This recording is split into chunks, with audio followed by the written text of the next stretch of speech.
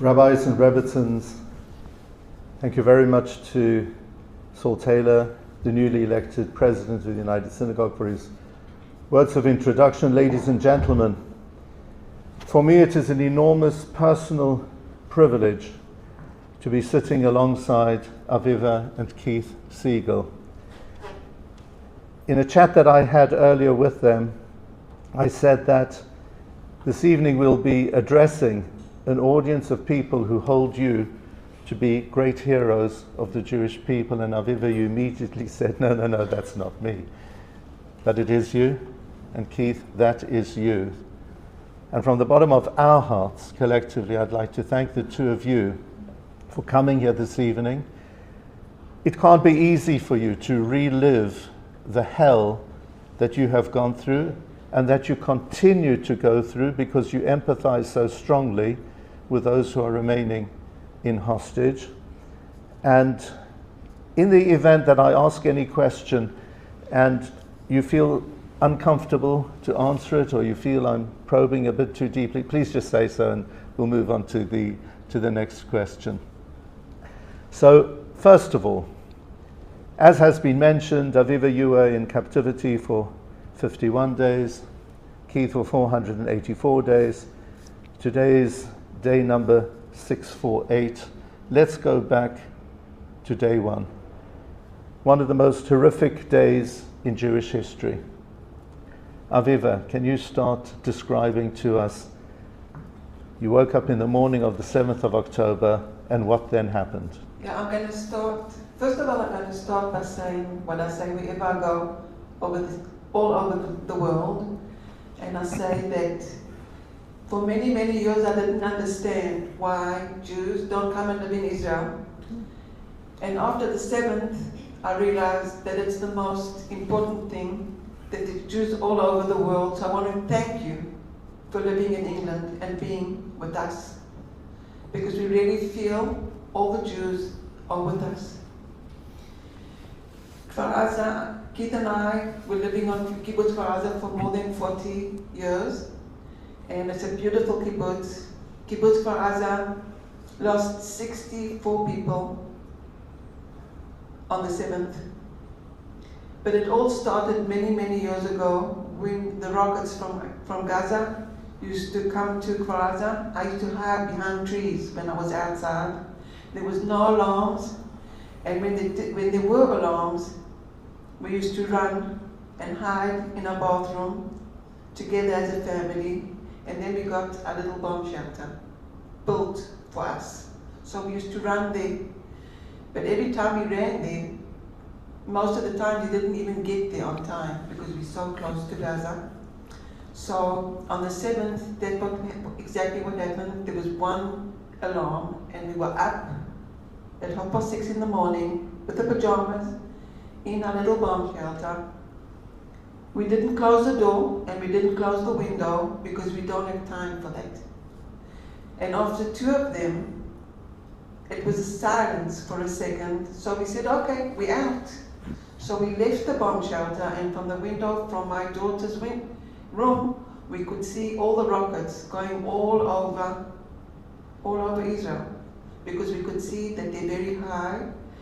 Our house was shaking, and the whistles, it sounded like the end of the world, and then there was another alarm, and we were back into our shelter. Then we closed the door, we closed the window, and Keith and I just looked at each other, and I said, it sounds like the end of the world, and that's what it sounded like. I was shaking, and Keith was trying to calm me down. Don't worry, we're in the bomb shelter, nothing can happen to us. And then, very shortly after that, somebody wrote on the kibbutz WhatsApp that you can hear noises, and that was the terrorists killing people already. And shortly after that, we heard, because somebody wrote to us, that Ophir Lipstein was killed. And I'll never forget that moment. I looked at Keith in his eyes, and Keith looked at me in my eyes, and we didn't believe it. We just didn't believe that there were terrorists killing people we know. We were sitting there, not knowing what's happening, just hearing the whistles of the rockets going all over. and more of them coming towards us with the alarm, and it felt very dangerous, but we didn't know. So we wrote to our family, in our family's group on the WhatsApp, if there's anybody that can tell us what's happening, and nobody said a word. So the two of you were living by yourselves in your home. You have 4 children, a boy and 3 girls. And where were they at the time? Shai was on Kfar Aza, but the girls weren't. And Shir, my daughter, wrote to us, Ima and Abba, you're the strongest people on earth. And whenever I say that sentence, I feel it in my heart. She said that with so much love, but she was scared. She was scared for her lives, and I could hear that through the words she wrote to us. And we didn't really know what's happening in Israel. But we did know that Shai, my son, and Keith's son, wrote to us that he's holding his fingers and that he can hear Arabic outside. And we got disconnected from Shai. We went to Gaza, not knowing if he's alive or if he's dead. And then the terrorists came and they shot our house. And they came through the window, not even through the door. We heard them screaming and shouting and walking, and opened the door of the shelter because it's locked only from the inside and not from the outside. And what saved our lives is Keith put his head on his knees, his hands on his head. I stood up and screamed. Because my neighborhood, most of it, was or kidnapped or killed. So we were lucky that Keith did that. We were dragged out.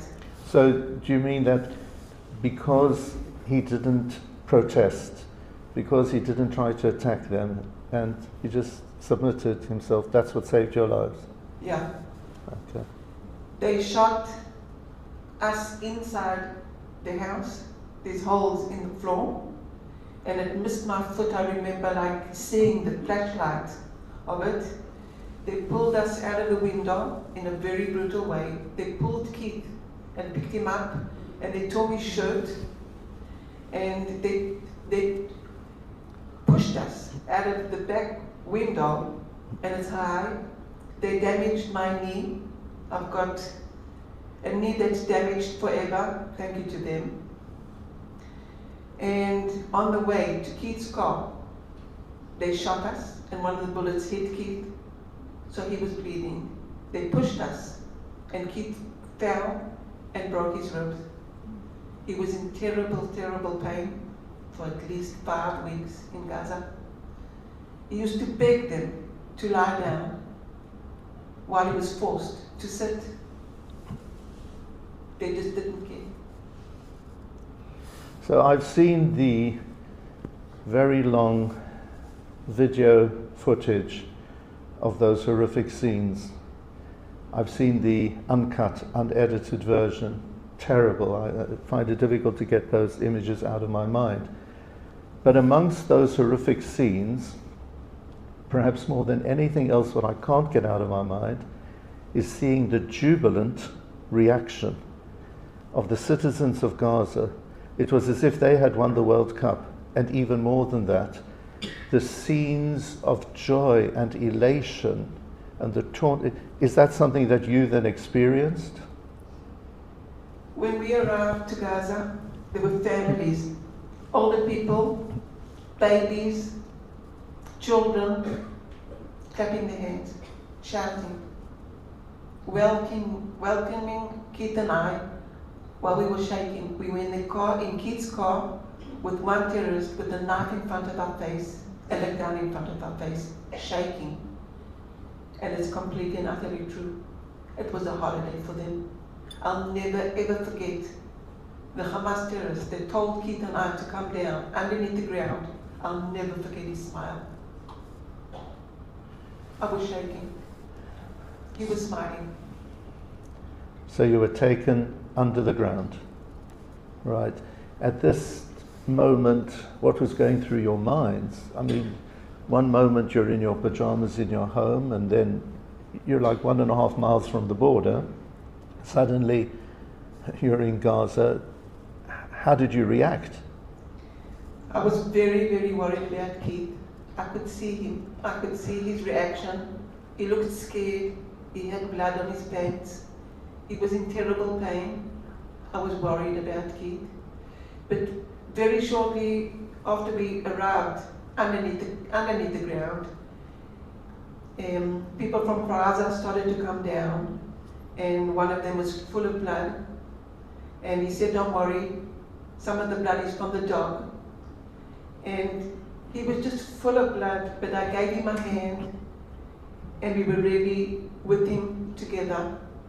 And then very shortly later, about 5 minutes after that, Mishpachat Goldstein came down, the mother with the 3 children, and she was going on and on. They killed my daughter, they killed my husband, they killed my daughter. She fainted. I tried to wake her up, but she didn't. So we really were with the kids, Keith and I, doing everything we can to comfort them and help them.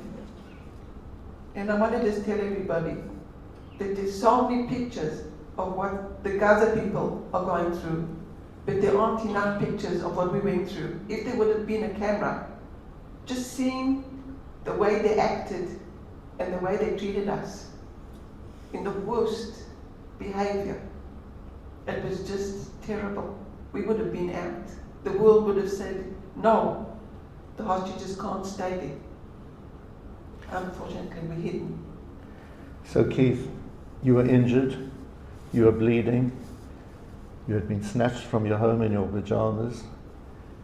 What was going through your mind? You didn't know whether your son Shai was alive or dead. At the time you had a 97-year-old mother in America, other members of family. What were you experiencing at that time? I was trying to be as calm as possible and trying to do my best to calm Aviva down and to present myself as being relaxed or not afraid. And then when the children were brought in, they were young children that had witnessed their father and their sister being murdered right in front of them in their house. So I was trying to engage with them, hoping to be of support to them. And that's basically the first 3 days in captivity. We were in a tunnel, and we were then taken out and spent some more time with the family, with the young kids. And I think it was, well, I hope it was beneficial for the children, but I also felt like it was beneficial for me, that it kind of gave me something that I thought I could help with both Aviva and these young children. So that's what I was focusing on, trying to help the others. Aviva, can you please describe to us your experiences leading up to day 51 when you were actually released? What did you go through? It must have been absolutely horrific. Possibly no words can truly describe your ordeal. It's the worst thing that any human being should ever go through. 51 days of hell. I used to prepare myself for the worst all the time because I knew that we were going to go through worse. When the Hamas terrorist decided to do whatever he wanted and touched one of the girls, and she came back after that, she was shaking. I got up immediately and I gave her a hug. And the Hamas terrorist came in and he screamed at us. What are we doing? And I looked at him and I said, don't worry, I love her, because I became sort of a mother for her. And we were both shaking together. She wasn't crying because I could see that something bad happened. And only after a couple of hours, she told me that he touched her. And I was just so proud of her because she continued to behave as if nothing happened to her. Smile to him, talk to him, and not even show anything of what she went through. One of the times, Keith and I and one of the girls were taken underneath the ground. And I was very, very scared. I'm a very scared person of many, many things. And we're walking down, it's dark, and we can feel that we can't breathe. And we land after walking and walking, because the Hamas terrorists said, it's 40 meters underneath the ground, there's a city. I didn't see anybody there. But we walked and walked, and we got to a place with a little niche that's the size of 3 mattresses, small. There was hardly any light because there was a lead that was working on a battery that I was scared that would go and it'll be pitch dark. And we're there with 2 terrorists that were sitting next to us, next to the entrance of the niche, and they were talking, and then it was just silence. They'd left us. And I'll never forget looking at Keith and saying, what do you think, they left us here alone? They left us underneath the ground with hardly any water, no food. We had the feeling we're going to die. But we were there for more than a couple of days. And then Keith sat up and he looked at me and he said, Aviva, I feel like I can't breathe. And he was trying to collect the air. And I felt the same. I'm sure that when Keith looked at me, I looked the same. But he had the guts to tell me that. And I told him, Keith, just lie down. He lay down, and at that minute, I was scared to look at Keith. I was scared to look at him dead. And we were just lying there, the 3 of us, trying to breathe. And then the Hamas terrorists came down. And the girl with us said that she does not want to see these 2 old people dead, because that's what's going to happen if we stay there. So he said, sorry, no house. And he left. At that moment, I was sure I'm going to die. I couldn't look at Keith, and I couldn't look at the girl because I was too scared. But I was just trying to breathe. It was very difficult. I touched death. I said goodbye to my family, goodbye to my life, and then I started thinking, what is it going to be? What am I going to feel if Keith dies before me? Just lying there trying to think. Luckily, after a couple of hours, he came and they took us out, and I'll never forget the first minute of looking at each other and saying we're going to live, because we had air to breathe. Everything was taken away from us, even air. We were starved. I lost 10 kilos in 51 days. Keith lost more than 30 kilos. We had to beg for water. I had an infection in my stomach. And I got to the stage that I started collecting pieces of pita for Keith, because I saw how thin he was going. And he looked at me and he said, Aviva, you're going to eat the pita, they're yours. You're losing weight too. So when I tell everybody that, I just want to say that I could see Keith. I could feel Keith. I couldn't see myself. I could only see Keith, and I could see the girls. And that was the hardest thing for me, to try and understand how am I going to manage to keep quiet when I see the terrorist pointing a gun in the front of the eyes of one of the girls and saying, one more word, I'm going to kill you. And then taking her and beating her with guns and sticks because they thought she was lying. And when she came back, I didn't get up. I didn't give her a hug, but I just looked in her eyes and told her, I love you, because that's the only thing that I could. But I wanted to scream. I wanted to scream for her. And the same as the other girl, and the same as Keith, I was proud of her, because she pretended that nothing happened and kept on smiling and behaving. We did everything they told us. They used to sit us in the middle of the night and told us to get dressed, looking like Arabs, and just sit. Many, many nights they used to make it dark and bring a torch and put it in front of my eyes to see if I'm sleeping, because I couldn't sleep. And they wanted me to open my eyes, and I had to play and show them that I'm sleeping, because I was scared of them, because I knew that they touched girls and did whatever they want to. I had to pretend that I'm feeling good when I was ill and I had a temp and I was forced to eat. But I had to pretend that everything's okay. So he saw that I hardly ate one of the meals. I had 2 bites of a pita. He forced me to eat the rest of it. I'll never ever force anybody to eat. And what we went through, watching Keith being sad and upset because they wanted to kill him.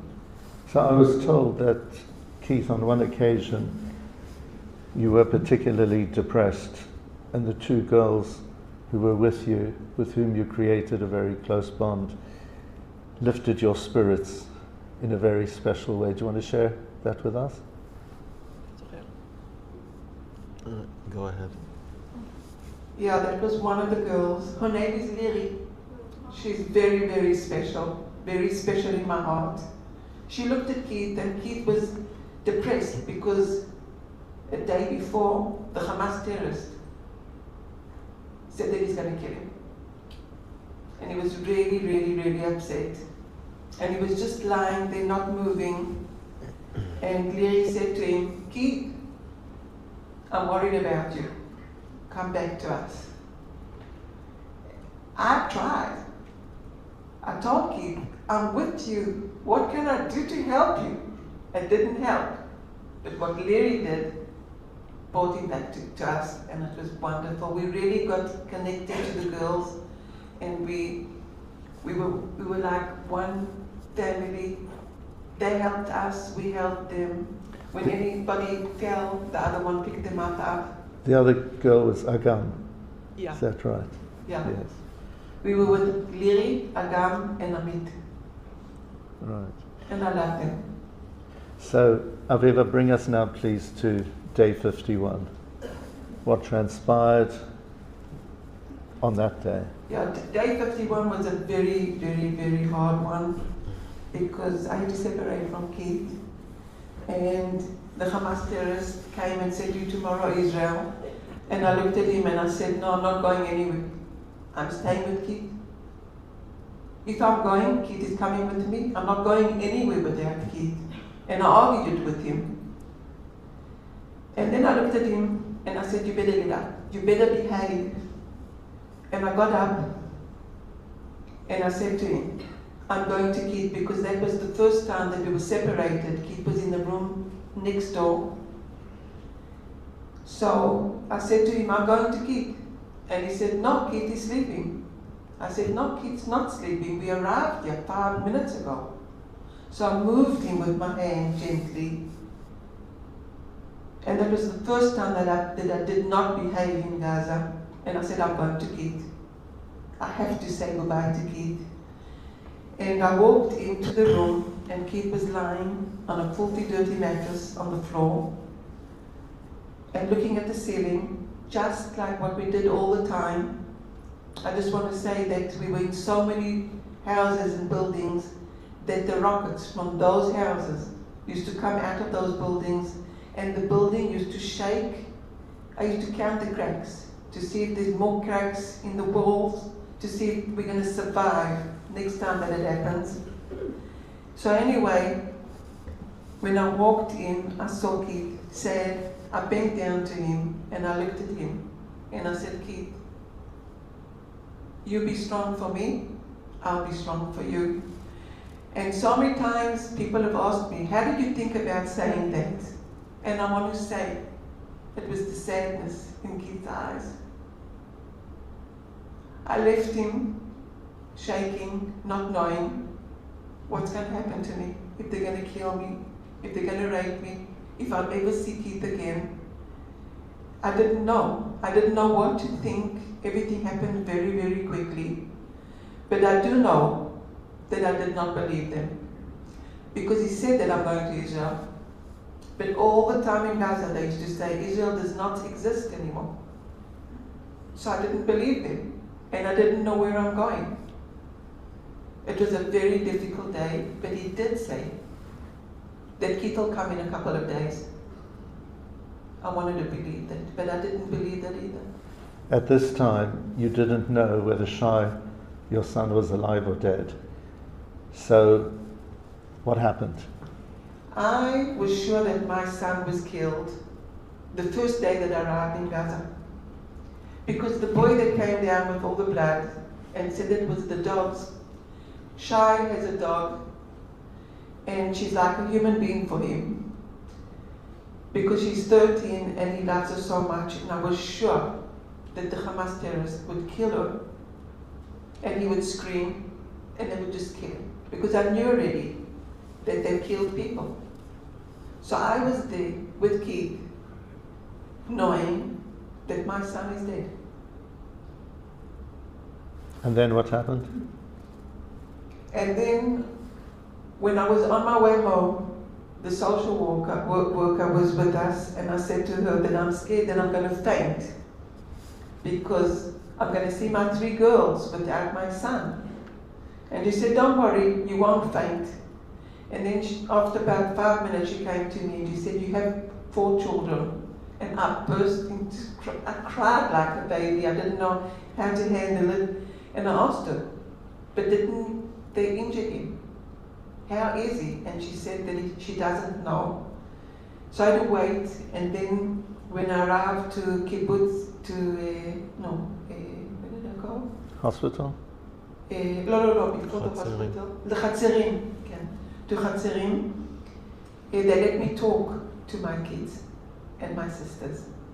And I heard Shai's voice for the first time. I couldn't believe it.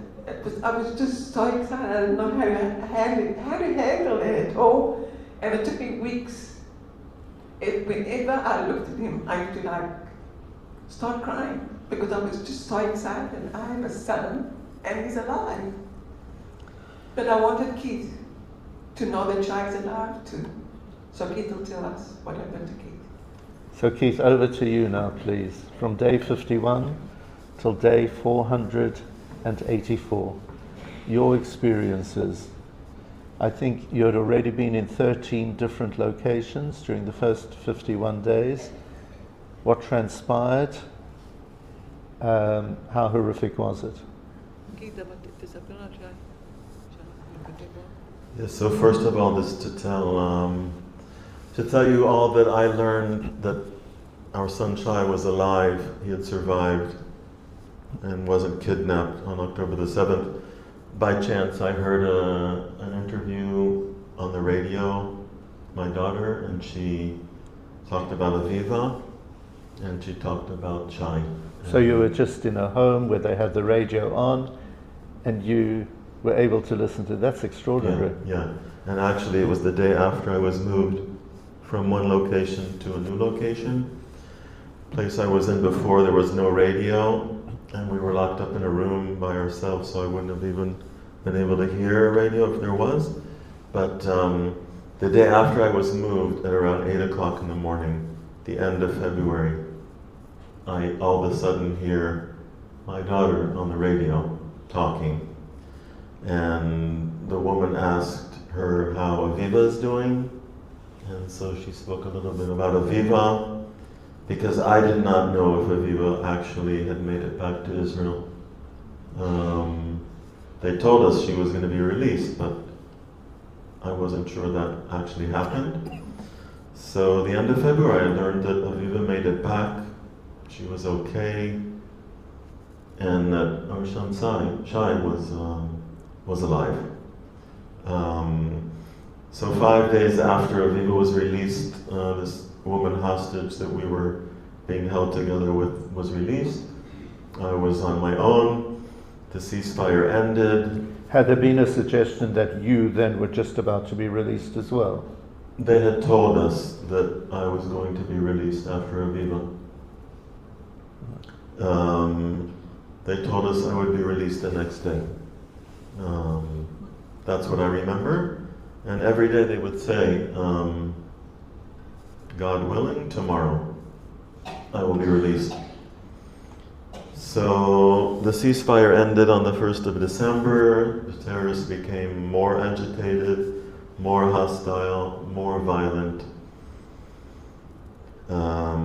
Out of the blue, I was told that I must lie down on my back on the floor all of the time, and I wasn't allowed. They wouldn't allow me to walk around or do anything except to go to the toilet. And for 2 consecutive days, I was kicked and I was spat on and I was screamed at and cursed out of the blue for nothing that I had done to have provoked that. And you were by yourself? I was by myself, yeah.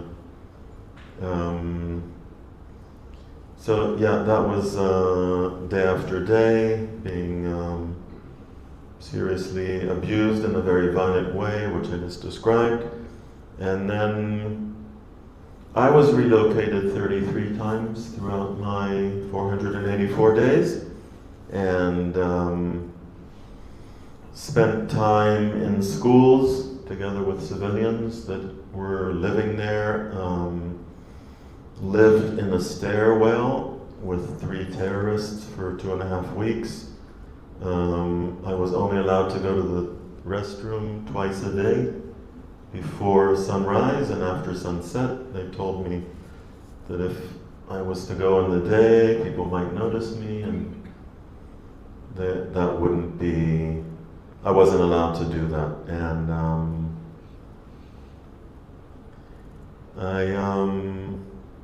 I experienced myself, and I witnessed other hostages experiencing severe abuse, physical, sexual, verbal, and being told over and over again that I will be the first one to be released because of my age. And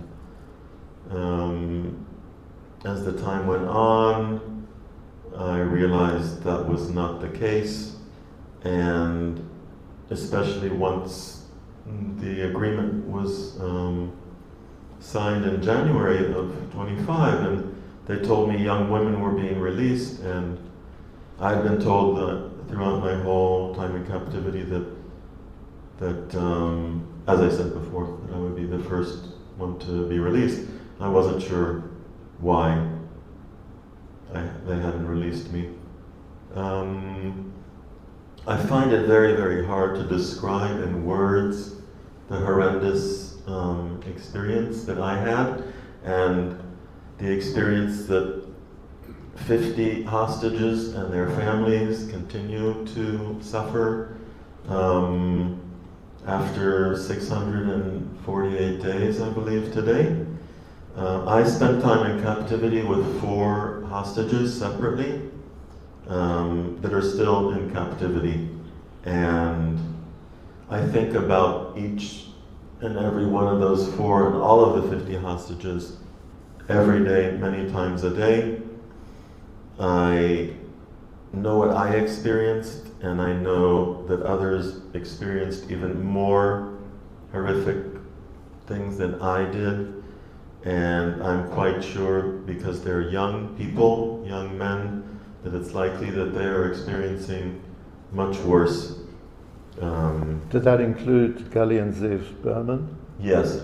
So Yes. I interviewed their brother for a series of podcasts that I have produced on the plight of the hostages, and from the way that their brother spoke about his twin brothers, they had come originally from Argentina and they sounded just like fun-loving, great characters with tremendous senses of humor. Mm-hmm.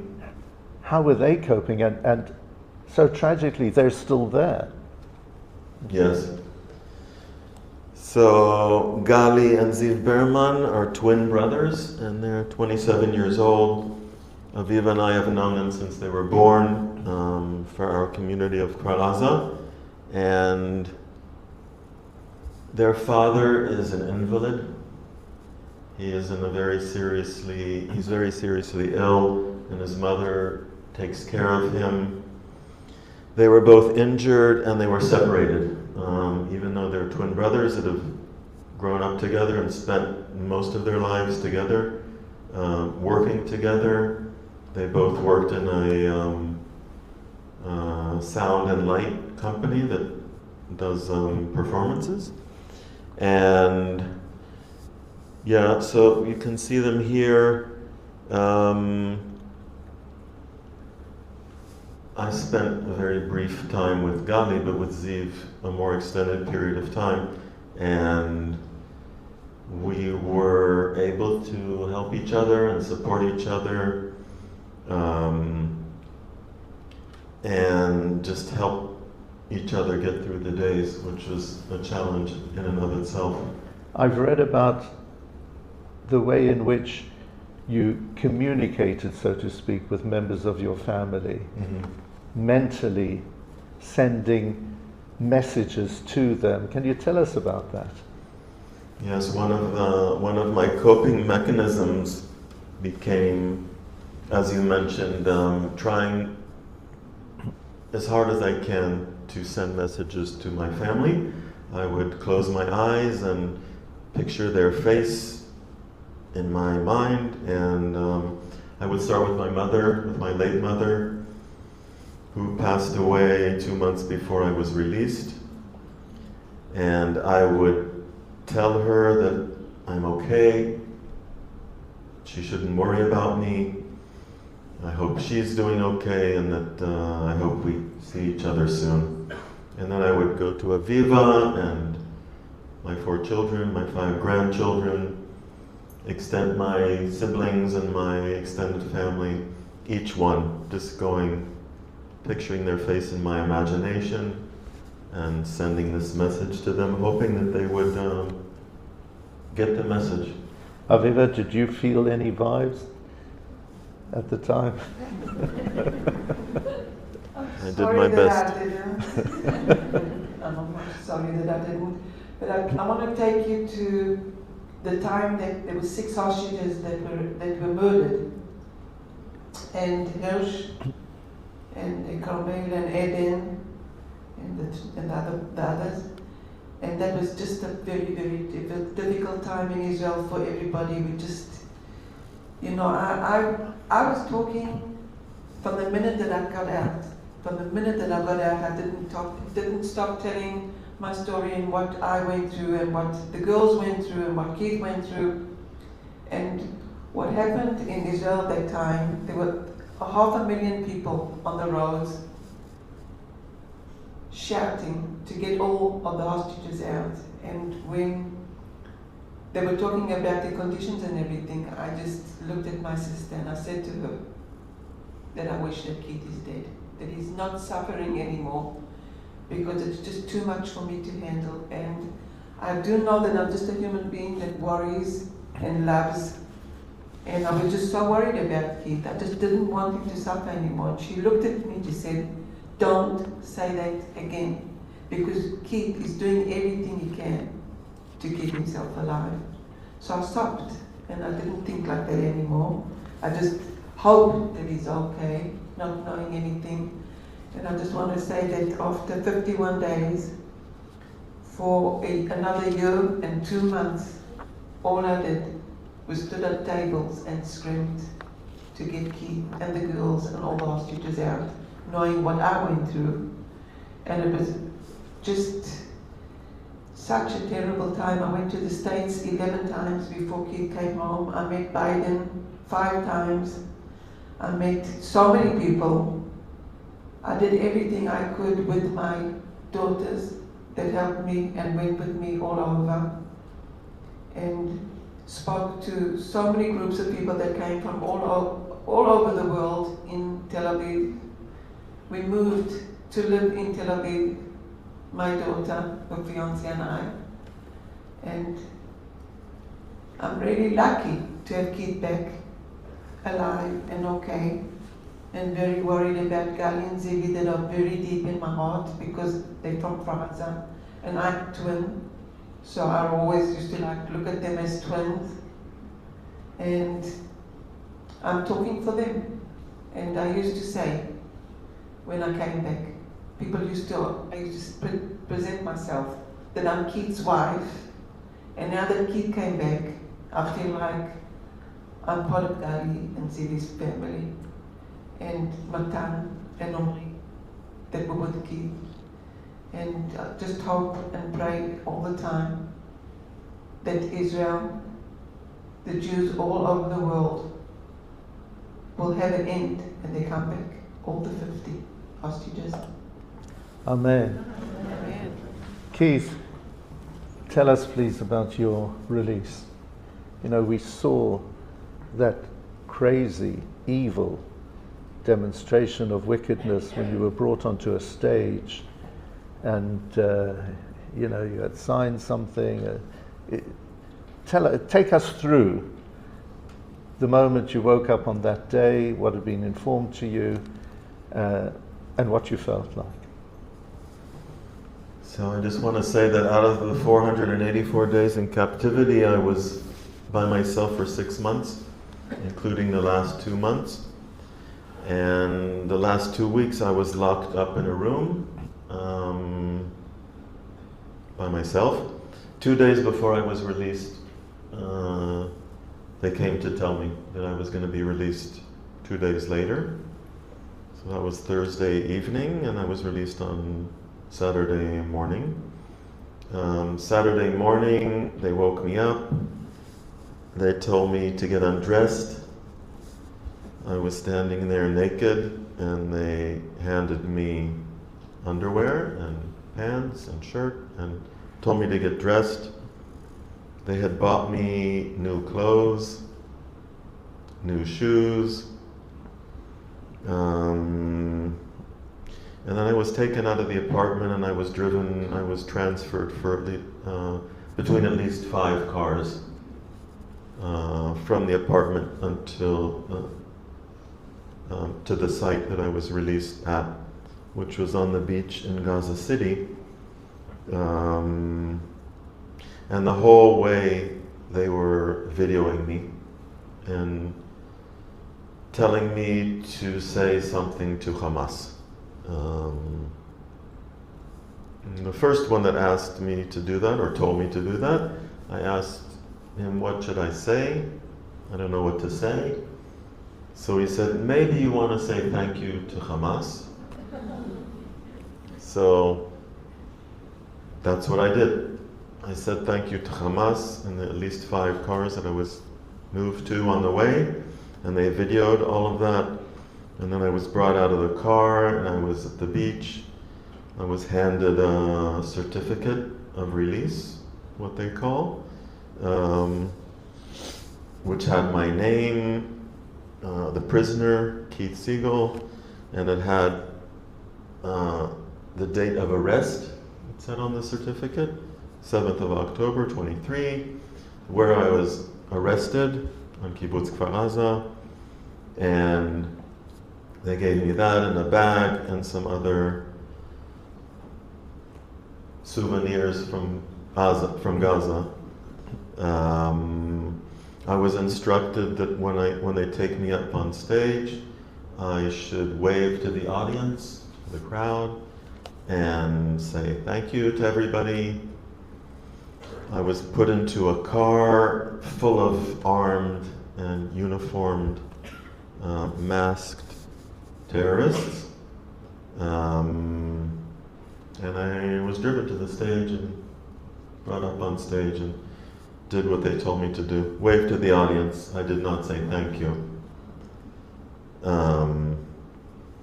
Worrying that maybe something might go wrong at the last minute and I might not actually be released.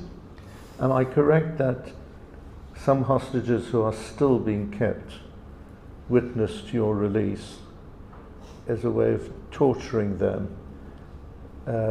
They saw what possibly might happen, might not happen. Would it be them? Would it not be? Can you give us the details? Yes, I know of 2 hostages that were brought in a vehicle to the site of the release of hostages, and the Hamas terrorists showed them the hostages on stage that were being released, and they videoed it. So there's actually a video of the 2 hostages that were told to watch this ceremony, and then they were taken back into a tunnel. So, Keith, how do you rationalize the depths of evil that fellow human beings can get to?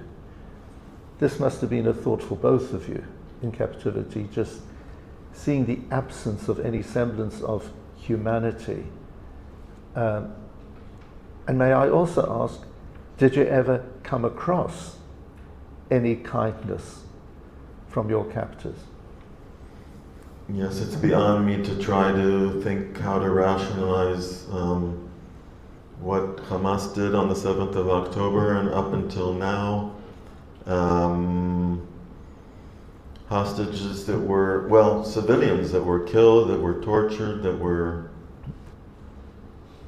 raped, all the sexual violence, and around 1,200 people murdered and killed just in one day, and the 251 people taken hostage.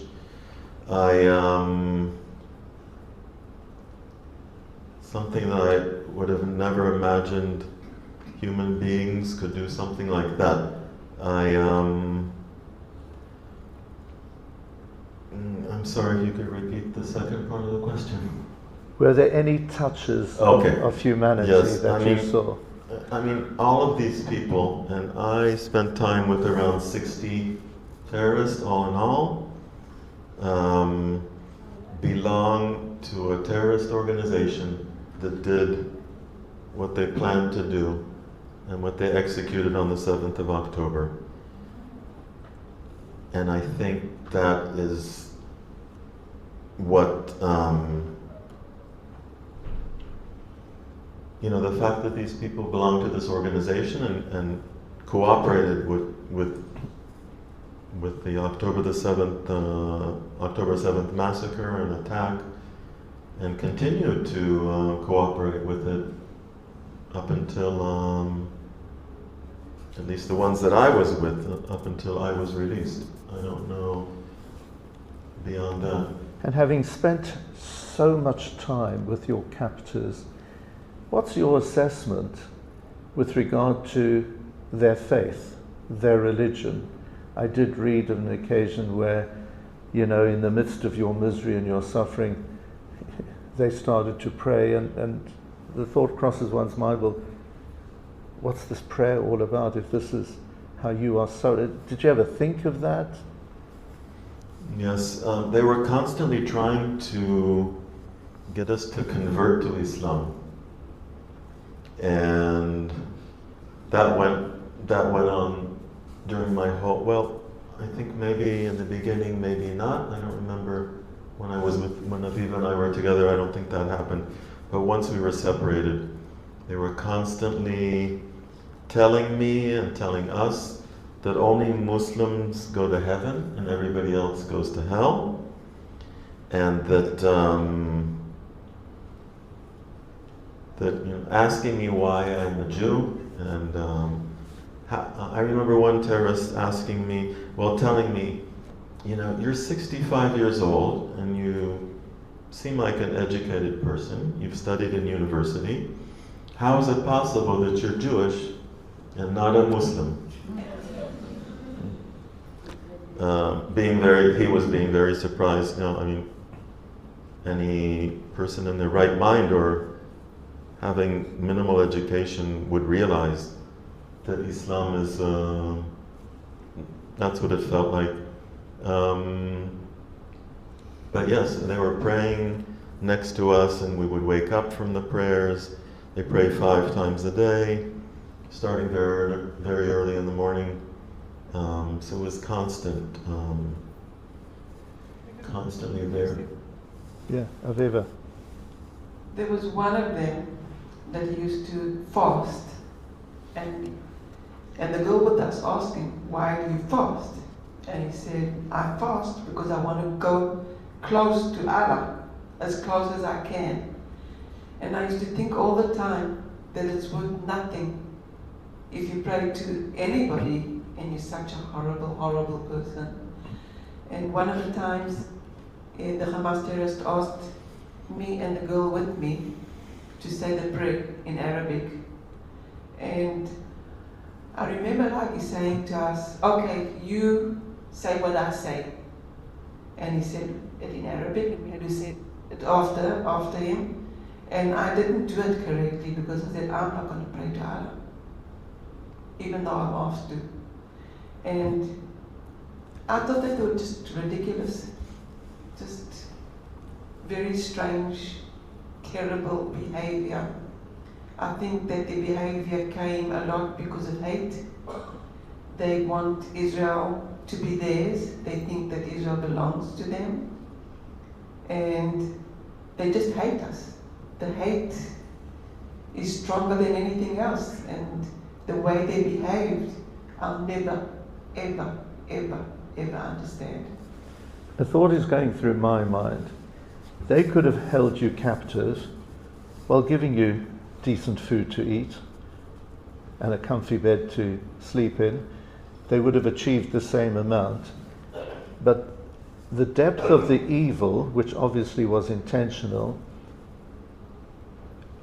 is it part of their plan that right now you should be sharing with your fellow Jews all these elements of your suffering so that all of us should be terrorized by what is going on and by what potentially we, God forbid, might face? Am I imagining something? I was told many, many times that that Hamas will do another attack. They will do another October the 7th. And they knew that I'm an American citizen, American Israeli, and they told me, "You should move to America, otherwise you should expect another attack to happen. And why should I be living in Israel in the first place? I'm an American. What am I doing in Israel?" So I think it's interesting what you said, and it's very possible, and it makes sense to me. I would also like to add that the more they tried to convert me to Islam, the more my Jewish identity became stronger, and my belief became stronger, and I incorporated into my daily routine prayers, which I hadn't done ever. I mean, it was never on a day-to-day basis, saying Hamotzi Lechem Min Haaretz, or Shema Yisrael Adonai Eloheinu, or Baruch Shem Kavod, Malchuto, Le'olam Va'ed. Many prayers that I remember from my childhood. Did that give you strength and encouragement and fortify your resolve to remain alive, to come back to Aviva and the rest of your family? It did. It absolutely did. And I think the more they tried to convert me, it motivated me, maybe in a way. But I also found that when I did that,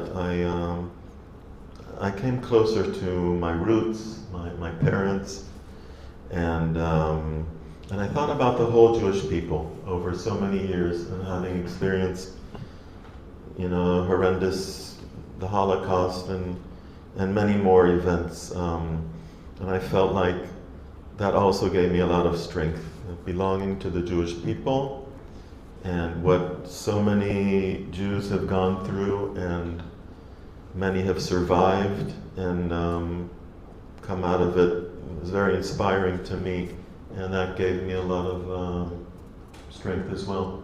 I promised myself that I must survive to come back to my family. We have highlighted the depths of evil, and you haven't been able to give me an example of a touch of humanity, but contrast that with something I read, that Emily de Murray, when it came to the time for her release, she told her captors, no, keep me. You should release Keith Siegel instead. I don't know if you were aware of that or when you found out about that, but how do you respond to that extraordinary gesture? Very moved. I did not know about that at the time. I only learned about it not so long ago after my release. Very, very moved and very, very grateful to Emily for her asking for them to do that. Sure. And all of us likewise are enormously moved and inspired by that. Mm-hmm. Keith, you are on your way back home, and then you heard some very sad news about your mother. Yes, I told you all before that I had tried to be in contact with my mother and my Aviva, my family.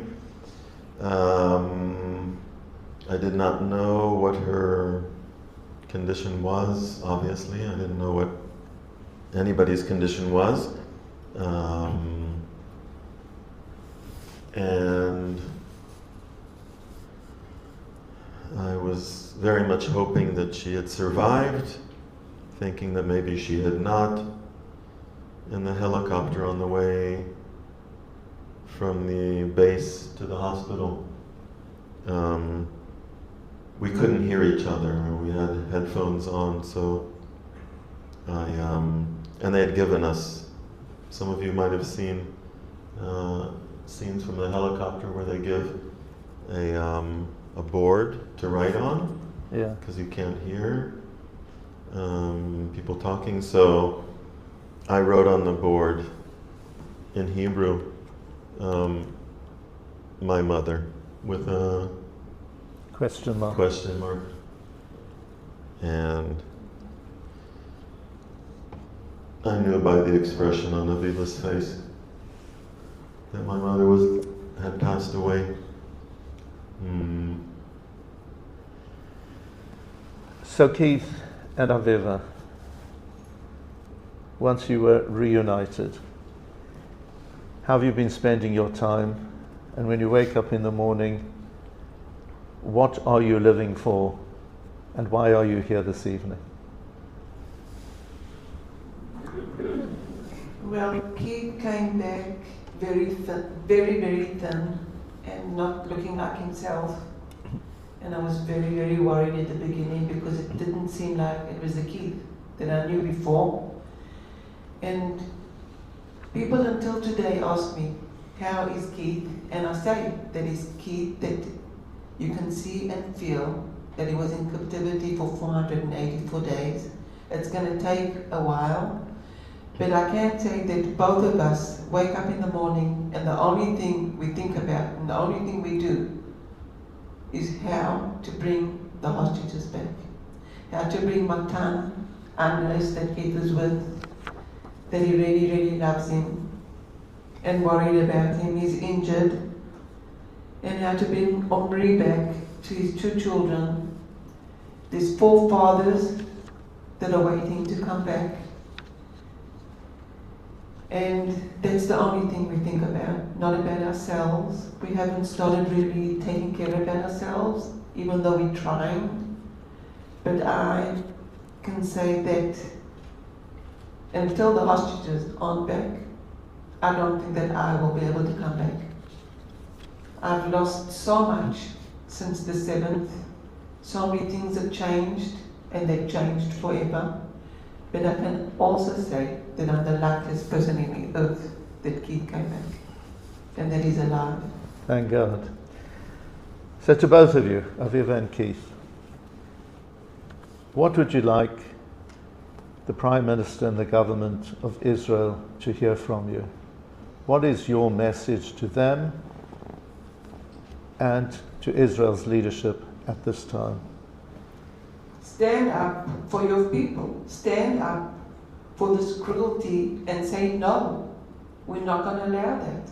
I think by allowing the hostages to still be in Gaza and not getting them out means that anybody can do whatever they want to. There has to be law. There has to be rules. And the government has been chosen to lead his country to a better place. And I'm praying that it's going to happen. I want to hope and keep my hope that it's going to happen soon. I want to tell all the leaders of the world to wake up and make this world a better world for everybody. We only live once. Children shouldn't suffer like they've suffered. And everybody needs to just live a decent, loving life. Keith, I'd just like to say that I would call upon Prime Minister Netanyahu and President Trump to do what needs to be done to get all of the 50 hostages. There are still 50 hostages being held by Hamas in Gaza. To get all of the 50 hostages back as soon as possible. We have an opportunity to save lives, and we have an opportunity to bring the deceased back to a proper burial. And those are two things that are so important in our faith. That's what I would like to call upon them to do. do you have a message for our community, Jewish people around the world, further to your experiences and perhaps any expectations you might have of us? Yes, I would like to ask you all to please remind your families and your friends and any people that you might see in your day-to-day life that there are still 50 hostages being held by Hamas in Gaza, and it's our we are obliged,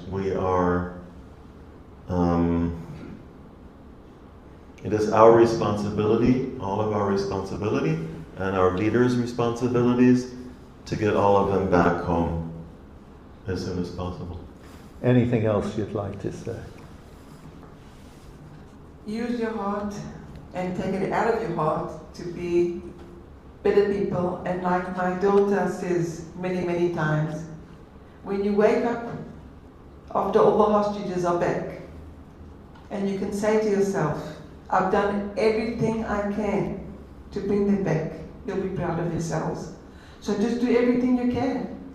And I know that people are different, but there's many, many ways of doing anything.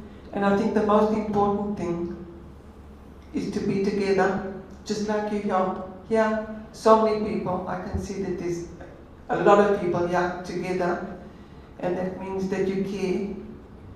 And I want to say thank you for coming to listen to Keith and I, because it's not easy. And I'm sure that everybody's had enough of these terrible stories, hard ones. And I just want everybody to understand that if one person shouts, it won't be enough. But if everybody shouts together, it will be a lot. So shout together. I would like to say thank you so much to all of you for everything that you have been doing.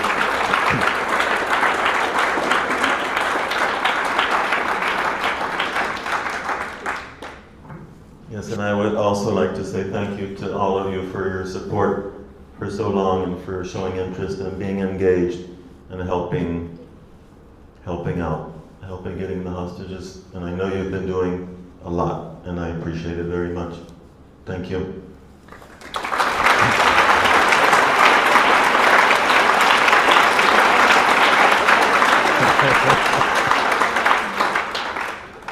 Thank you.